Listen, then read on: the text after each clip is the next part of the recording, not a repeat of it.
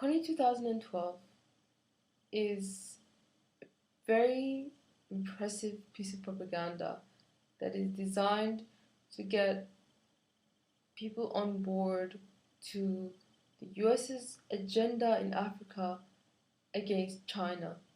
And if you're not already aware, China and the US are in a state of war, Cold War, in Africa at the moment, and it's heating up because in October of 2011, Obama basically invaded Uganda with 100 US soldiers, and he did so without permission of US Congress or permission of the Ugandan government itself. So basically it was an invasion, not a humanitarian cause, and not as the film Kony 2012 describes, not just, advisors. They're not advisors, they're not civilians, they're not diplomats, they are soldiers, they carry weapons, and they go there to show China that the US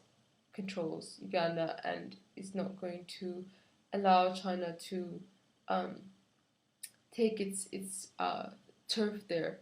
So what this is about is Africom, which is similar to CENTCOM. It's just a organization trying to basically make a pipeline, an oil pipeline, through Uganda and bypassing the section of Sudan that China controls. And incidentally, that was one of the reasons that it divided Sudan into two. Now, back onto this Kony film. Psychological games, mind games that they played in it. I mean, watching it, even I was, tugged out emotionally, certainly. But luckily for me, I'm already very well aware that humanitarian intervention or military intervention is never the solution. Sovereignty is number one for a country's well-being. Once that is broken, everything starts to fall apart. So with the psychological games that they played, one of the things that they did is first calm people down, relax them, and then lull them into an emotional state, first by bringing in happiness. And then once, this is the easiest emotional state to fall into, and then after these happy times, they show you, something really sad, and from there, you're putty in their hands, and they can basically sell you anything as a solution to that sadness. So the thing that they're selling, however, is military intervention by the US, which is actually really, really, really evil. It's not about saving Uganda's children. If it was about saving Uganda's children, they wouldn't be aiming at one warlord that isn't even in Uganda anymore. He is, some rumors are saying he's dead, but since 5 years ago, some rumors are saying he's actually run away to the South Sudan. So if it's not about capturing Kony, what is it really about, that movie? But ushering in US occupation of Uganda, which in part is already there, but perhaps they want to increase it. So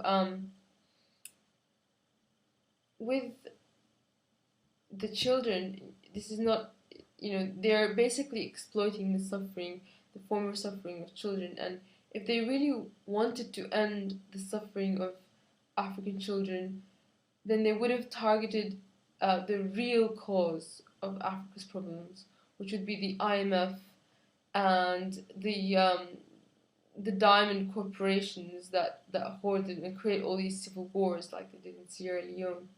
So the stupidity and the irony of this Kony 2012 is how they're showing these activists begging known war criminals to intervene in Uganda in the film was Bush and Condoleezza Rice, and perhaps because it was filmed over a period of time, and then Obama. Like, these are bigger war criminals than probably this Kony could ever be. I mean, I haven't been to Uganda, and I don't even know a Ugandan person, but I am aware enough about world politics and geopolitics to understand the real games being played here. And lastly, I just want to say that I found it very amusing that in the film they basically quite literally pre-packaged activism. You know, you could get your activist kit and just, you know, $29.95 or however much it is, and you too can become an activist. And they really exploit the youth movement, that, you know, the trendy sort of activist hipster movement that's happening, and you know, they make it like the thing to do, to be part of this movement. And for those that are more conspiracy inclined, there's many Illuminati-esque symbols within the film, and you only need to freeze frame the beginning segment and any segment which features the rings of Saturn, and you'll find yourself some big time all-seeing eye symbolism in it. So if anyone's interested in that. And I also am aware of a film called Zoolander. It's a comedy, an American comedy, and within it there's a segment where it's a comical brainwashing video, and funnily enough it follows the same formula of how to brainwash people, and it also exploits the use of celebrities. So if you get a chance, check that out. I think I'll link the video in the bottom bar. So thank you.